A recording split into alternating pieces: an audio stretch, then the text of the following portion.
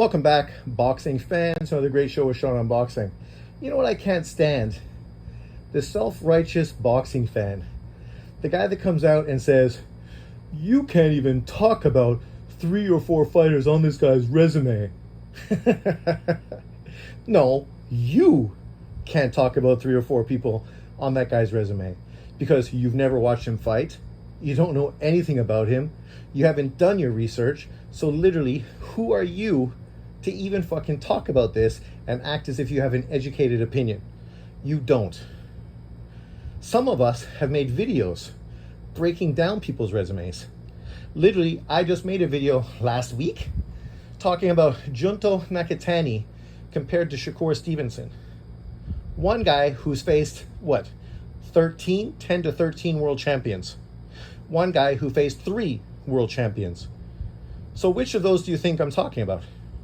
Which is the guy who faced double-digit champions, and which is the guy that fought 3 world champions? And which of those guys deserves to be on a pound-for-pound list? It's pretty clear that it's not fucking Shakur Stevenson. Shakur Stevenson, who's the 3-weight world champion, but 2 of his titles were vacant fucking titles, meaning he didn't beat a champion to get those titles. I remember somebody complaining that Lomachenko got a vacant title and didn't deserve it. It's funny people don't keep the same energy though, because Shakur literally won his title at 126, a vacant title, and then won his title at 135, a vacant title. Only at 130 did he actually beat a champion and then unify against another champion, right? And then face another guy who ended up going on to become a champion. Even though it was a controversial win, he still became a champion. So those are the 3 champions that Shakur fought, right?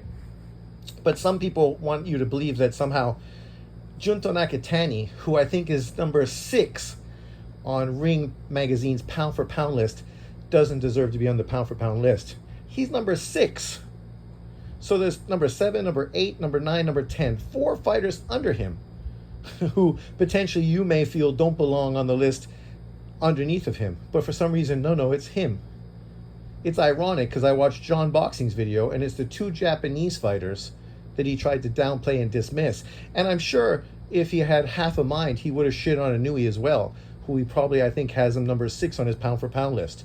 So that gives you a good determination of what this guy thinks about Asian fighters.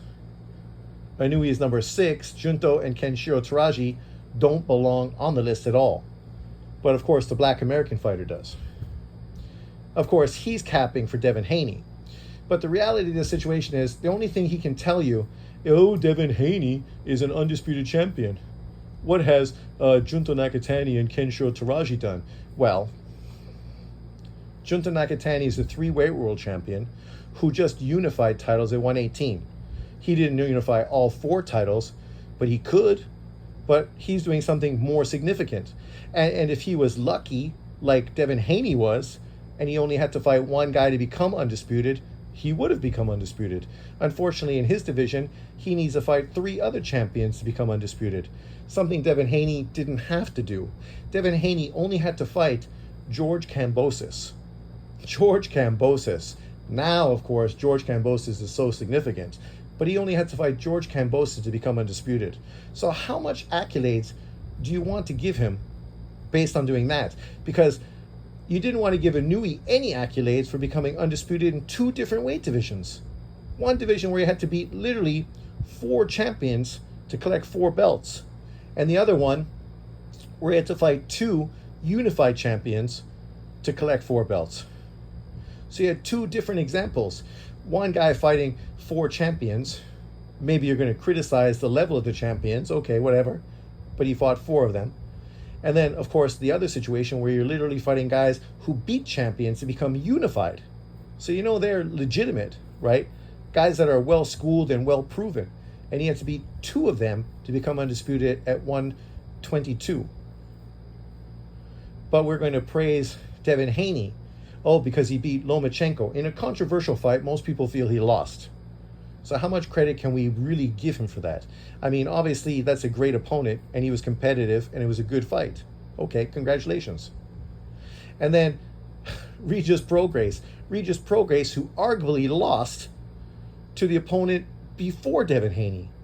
You might want to look past that, ignore it, because of course it doesn't benefit you to try to hype up Regis Prograis as some significant win. If you talk about the fact that in the fight prior to Devin Haney, most people that watched that fight felt Regis Prograis lost. And the only reason he got the decision is because his next fight was with Devin Haney. Right? But okay, so let's talk about Kenshiro Teraji.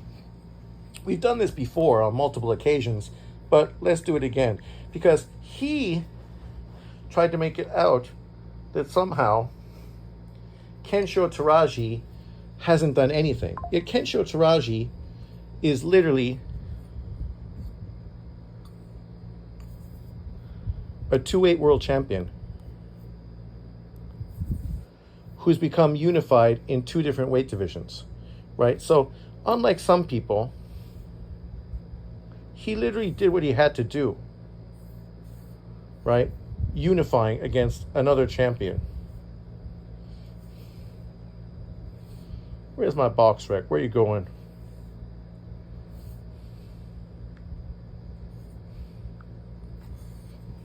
So, he was criticizing Kenshiro Teraji because he got knocked out by Yabuki. And then he acted as if somehow Yabuki was a bum. I mean, it's easy to say Yabuki's a bum if you're a casual who doesn't really watch boxing and you don't really know anything. Like, ironically enough, even BoxRec has Kenshiro Teraji at number 12, above Usyk, Tio, and Bam. Over him, he has Haney and Davis. But he also has David Benavidez as 8 and Boots Ennis at number 7. Shakur at number 5. Junto at number 3. So, if you want to use their rankings, you can use those. But it might be a little bit ironic and ugly. So, in 2021, he fought Yabuki, right? Yabuki, who at the time was 12-3. Yabuki knocked him out in the 10th round. Yabuki was a hard puncher. Obviously, there was Japanese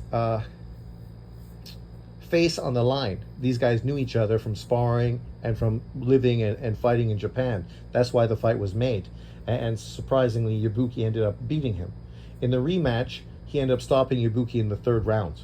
So that's what you do when you lose. Then he went on to fight Hiroto Kayaguchi, who at the time was 16-0, to unify titles in that division. Then he went on to fight Anthony Olascago, who currently is a world champion.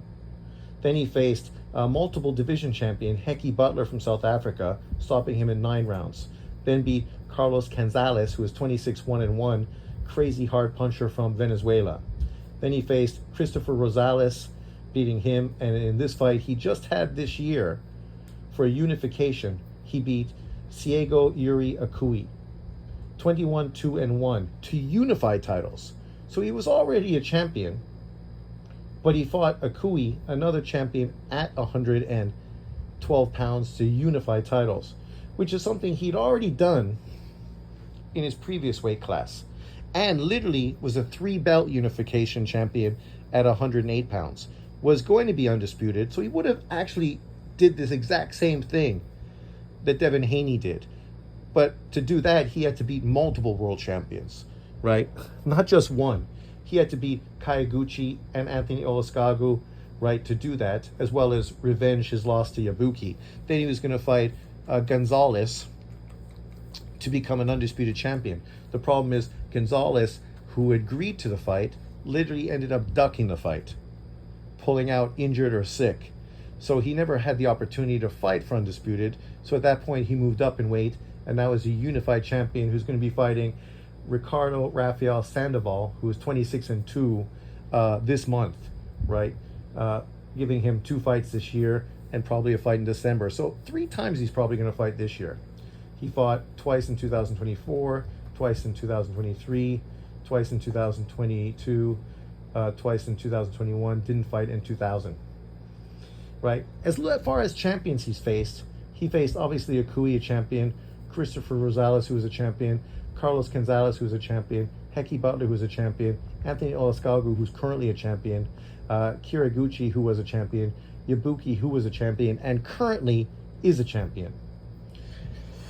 Then, of course, he fought Milan Melindo, who was a champion, Ganigan Lopez, who was a champion, Gilberto Pedroza, who was a champion, and Ganigan Lopez again. That was his first big win, beating him to become a champion back in 2017, right?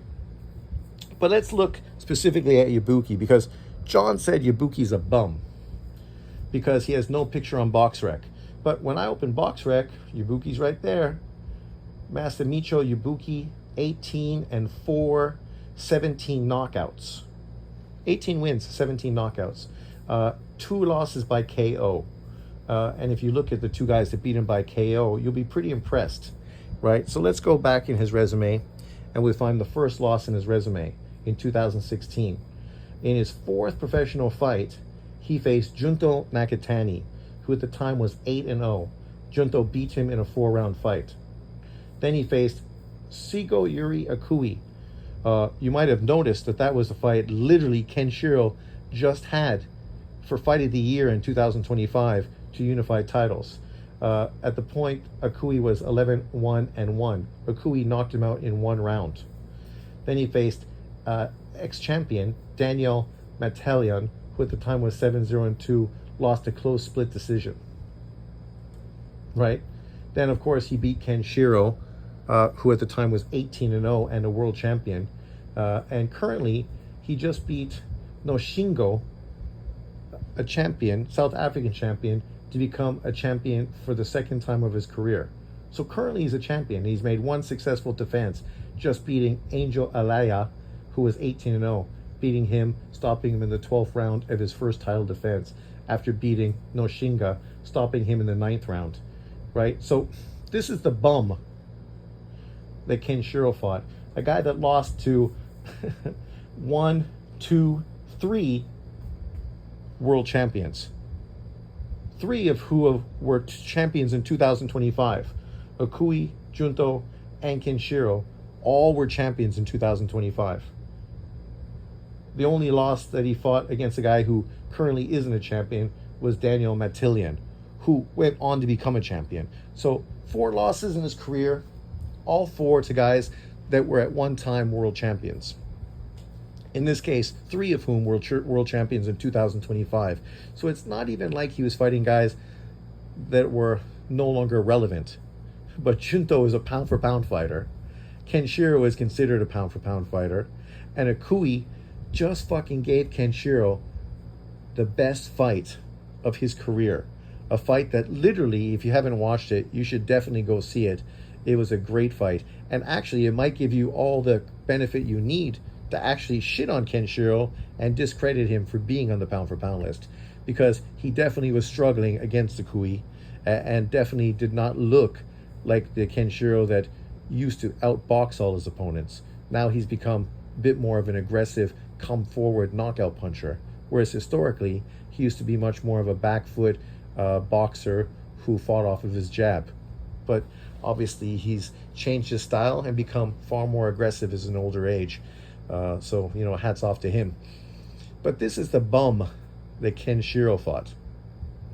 A guy who currently is a world champion. I mean, let's think about Devin Haney. Who did Devin Haney fight recently that currently is a world champion? Ryan Garcia? No.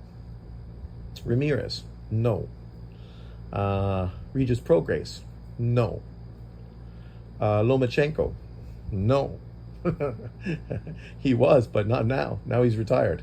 So literally, I don't know how far you need to go back on Devin Haney's resume to actually find somebody he fought that currently is a world champion in boxing. But Ibuki, he is a current champion right now. This bum, this guy that totally proves that Kenshiro Teraji does not deserve to be on a pound-for-pound list.